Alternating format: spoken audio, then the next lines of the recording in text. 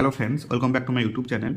सो आज हम लोग एक छोटे से टॉपिक डिस्कस करने वाले हैं एंड वो है persons not required to file annual return under GST.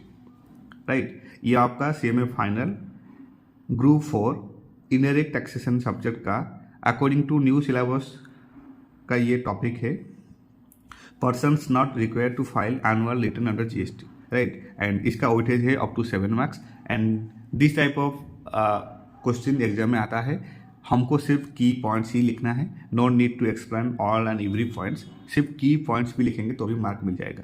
Right, ये 7 मार्क्स का क्वेश्चन आ सकता है एग्जाम में एंड बहुत इंपॉर्टेंट है वो इसलिए क्योंकि इस टॉपिक के अंदर जो जो पॉइंट्स ऑफ इन्वॉल्व हैं, मीन्स जो persons who are not required to file annual return under GST, वो सब इंडिविजुअल एक एक चैप्टर है।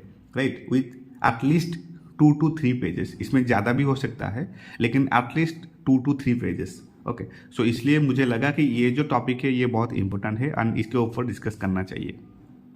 तो without wasting any further time let's get started.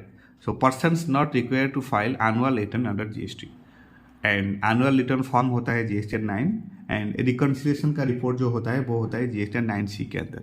Okay, ये हमको पता है। Now what are the persons who are not required to file annual return under GST? तो इसमें first and most important input service distributor, in short you can से ISD। तो input service distributor के case में annual return का requirement नहीं होता है। तो इनपुट सर्विस डिस्ट्रीब्यूटर क्या है ये हमको पता है। Input service distributor is a business entity and that receives invoices for service used by multiple locations of a company and distributes the input tax credit to those locations.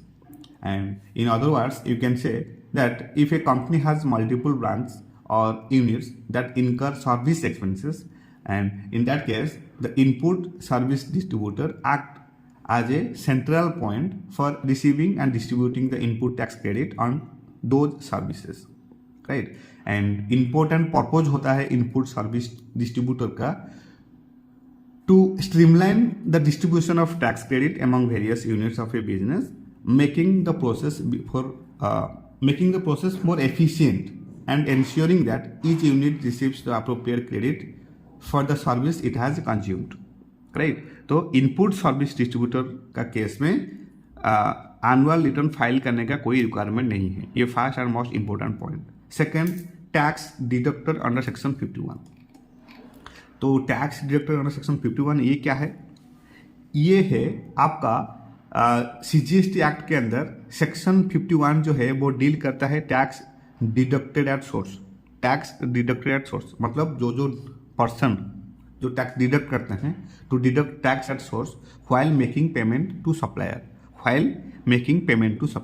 Right, under certain conditions. What are the conditions and who is the deductor under section 51? Deductor कौन होते हैं ना? A department और establishment of the central government और state government, या फिर local authority, या फिर गवर्नमेंट एजेंसीज, या फिर such persons or category of persons as may be notified by the government on the recommendation of the council. Okay, तो and deduct करना है कब? जो टैक्स डिडक्टेड सोर्स होता है वो कब डिडक्ट करना होता है ना? If the total value of supply under contract exceeds a specified threshold as notified by the government, then in this case tax deducted at source is required to be deducted and the deduction is at the rate of 2% होगा and इसमें 1% होगा CGST and 1% होगा AGST of the value of supply, right? तो tax deductor under section 51 के case में annual return file करने का कोई रिक्वायरमेंट नहीं है। Now comes two point number 3, that is tax collector under section 52। आज like tax deductor, tax collector क्या है ना?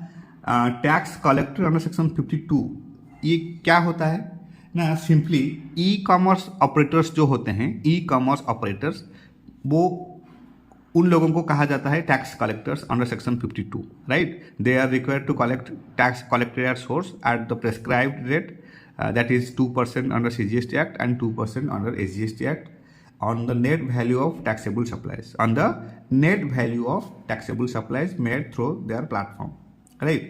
And registration कैसे होते हैं e commerce operator? E commerce operators need to register under GST and comply with the provisions related to tax collection at source. and e-commerce operators are required to file a tax collector source return, which are in which need to given all the important information of the supplies made through their platform and the amount of tax collected.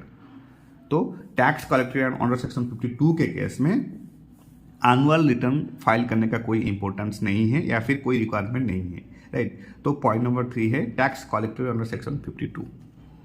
Now point number 4 that is CTP. CTP क्या है ना, casual taxable person.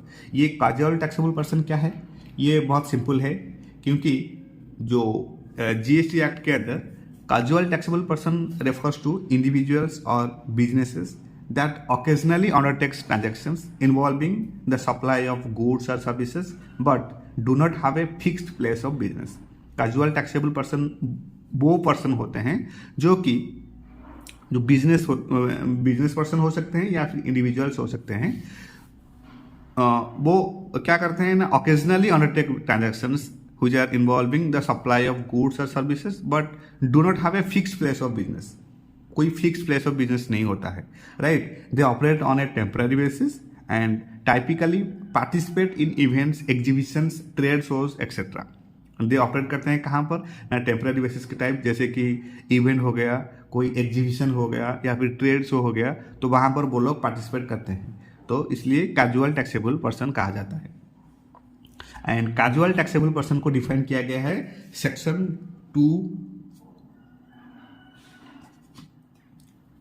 220 में, right.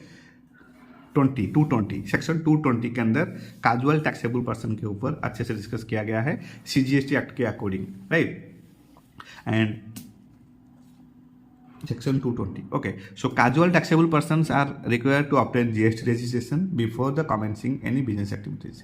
Casual taxable persons को GST registration करना पड़ता है before commencing any business activities, okay, and the registration is temporary होता है and is valid for the period specified in the registration application।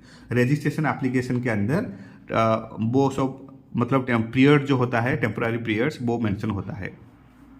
and the person must apply for registration at least 5 days prior to the commencement of business using which form GST registration 1, form GST registration 1, and the application should be accompanied by a valid reason for seeking registration as a casual taxable person, and the registration granted to a casual taxable person is valid the period mentioned in the registration application, जो कि 90 days से exceed नहीं हो सकता, क्योंकि casual taxable person क्या होता है, वो टेम्पररी बेसिस में बिजनेस करते हैं, इसलिए वो जो पीरियड्स होता है वो मेंशन होता है रजिस्ट्रेशन एप्लीकेशन के अंदर, रजिस्ट्रेशन सर्टिफिकेट के अंदर, एंड जो कि मैक्स टू मैक्स 90 डेज हो सकता है या फिर 90 डेज से एक्सीड नहीं हो सकता है, राइट। तो ये है कैजुअल टैक्सेबल पर्सन। ये टैक्सेबल पर्सन जो होते हैं, कैजुअल टैक्सेबल पर्सन जो होते हैं, ये टेम्पररी बिजनेस करने के लिए आते हैं, इसलिए यहाँ पर एनुअल रिटर्न फाइल करने का कोई इंपॉर्टेंस नहीं है, okay. Then point number 5, non resident taxable person. इसको शॉर्ट में you can say NRTP, right, non resident taxable person. तो नॉन रेसिडेंट टैक्सेबल पर्सन ये कौन होते हैं ना, a non resident taxable person under GST act is an individual और business entity that does not have a fixed place of business in the country but is involved in making taxable supplies, right। तो ये भी non resident taxable person जो होते हैं, ये कोई एक मतलब फिक्स प्लेस ऑफ बिजनेस नहीं होता है हमारा कंट्री के अंदर, बट ये इन्वॉल्व होते हैं making taxable supplies, right. And non resident taxable person define किया गया है सेक्शन 277 के अंदर, डिफाइन किया गया है सेक्शन 277 ऑफ सीजीएसटी एक्ट के अंदर। सेक्शन बहुत इंपॉर्टेंट है, अगर सेक्शन भी मेंशन करोगे तो इंप्रेशन अच्छा जाएगा एंड गुड मार्क्स मिलेगा। सेक्शन 277 ऑफ सीजीएसटी एक्ट के अंदर डिफाइन किया गया है non resident taxable person, okay. And similar to casual taxable persons, NRTPs are required to obtain GST registration before starting any business activities in India. And registration, यहाँ पर भी registration temporary होता है and is valid for the period specified in the registration application. And the NRTP must apply for registration at least 5 days before the commencement of business using form GST registration 9. And the application should be accompanied by a valid reason for seeking registration as a non-resident taxable person. Valid reason होना चाहिए, right? And as a security, an NRTP is required to make an advance deposit of tax which is equivalent to the estimated tax liability for the period for which the registration is sought. And NRTP के case में क्या होता है ना, the registration granted to an NRTP is valid for the period mentioned in the registration application. और यहाँ पर भी जो पीरियड होता है वो 90 डेज से एक्सीड नहीं हो सकता, which cannot exceed 90 days. Right? If the NRTP intends to continue business beyond the initial 90 days, an extension may be applied for. And NRTP are required to file GST registration using form GSTR 5. Remember, बहुत important है, जो non resident taxable person होते हैं वो GSTR 5 के अंदर GST return file करते हैं. GSTR 5, right? And tax on outward supply made by an NRTP is required to be paid by them and the input tax credit is not available. यहाँ पर input tax credit involve या फिर available नहीं होता है. Okay, तो ये सब पॉइंट्स इन्वॉल्व है नॉन रेसिडेंट टैक्सेबल पर्सन के अंदर. And non resident taxable person is not required to file annual return under GST because ये टेम्पोररी पर्सन होते हैं या फिर जो बिजनेस होता है वो टेम्पोररी पर्पज के लिए होता है. एंड इन लोगों का कोई फिक्स प्लेस ऑफ बिजनेस नहीं होता है हमारा कंट्री के अंदर, इसलिए इन लोगों को एनुअल रिटर्न फाइल करने का कोई रिक्वायरमेंट नहीं होता है. Right now last and most important OIDAR service providers. तो जो OIDAR सर्विस होता है इसमें बच्चे लोग बहुत कंफ्यूज होता है, इसका मीनिंग क्या है. तो OIDAR बहुत सिंपल है. OIDAR, O for online, right, I for information,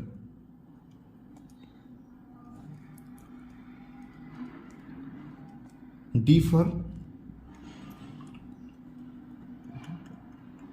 database, D for database and A for access or retrieval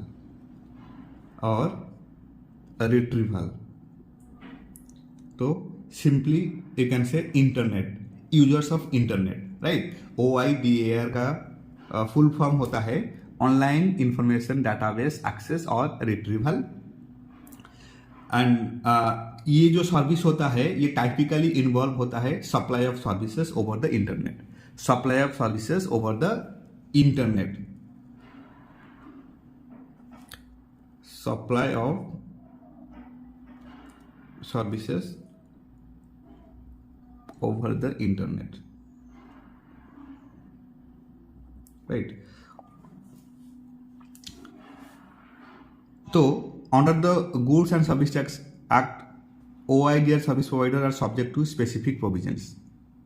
OIDAR service providers are defined किया गया है सेक्शन 217 के अंदर according to integrated goods and service tax act which is called IGST act.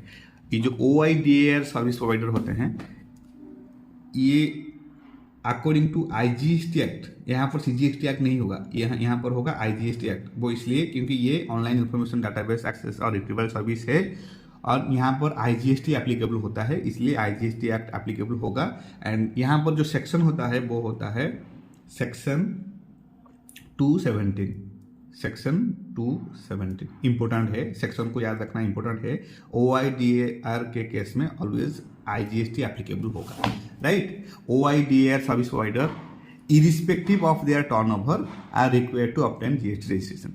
चाहे turnover जो भी हो, OIDAR service provider के केस में GST रजिस्ट्रेशन मैंडेटरी है, right. Without GST registration you can't give और आप सर्विस नहीं दे सकते OIDAR का online database retrieval services. Okay, and the place of supply for OIDAR services is the location of the recipient of the services. जो service receive कर रहा होगा, recipient of the services will be the place of supply. If the recipient is in India then the services are considered to be supplied in India, and IGST is applicable on OIDAR services. And OIDAR service providers can register under GST using form GST registration 7.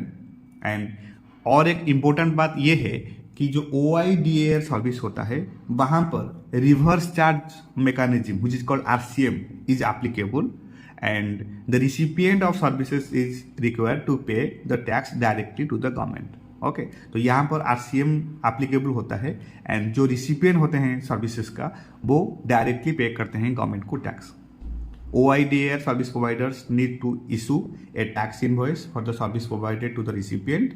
OIDAR service providers are required to file GST registration using form GST 1. Okay, and the tax on OIDAR services is to be paid to the government, and input tax credit may not be available in certain cases. OIDAR के case में ITC कहाँ पे applicable भी नहीं होता है या फिर when available नहीं होता है. OIDAR service providers need to comply with the place of supply rules to determine the tax liability correctly. Okay, so और ये जो OIDAR सर्विस प्रोवाइडर्स होते हैं इन लोगों को एनुअल रिटर्न फाइल करने का कोई इंपॉर्टेंट नहीं है, कोई रिक्वायरमेंट नहीं है, राइट. तो ये 6 type of persons not required to file annual return under GST. Annual return का फॉर्म होता है GST 9, एंड ये सब पॉइंट बहुत इंपॉर्टेंट है आपका एग्जामिनेशन पॉइंट ऑफ व्यू के लिए, एंड जहाँ भी सेक्शन मेंशन है वो सब याद रखना है, बहुत इंपॉर्टेंट है. एंड ये जो पॉइंट्स है वो इंडिविजुअल एक चैप्टर है, आज I already discussed, and minimum तो 2 से 3 पेजेस होगा, लेकिन यहाँ पर मैंने ब्रीफली अच्छे से एक्सप्लेन किया है. And this is it all about persons not required to file annual return under GST. Thank you so much for your time, thank you so much for your support, and happy studying.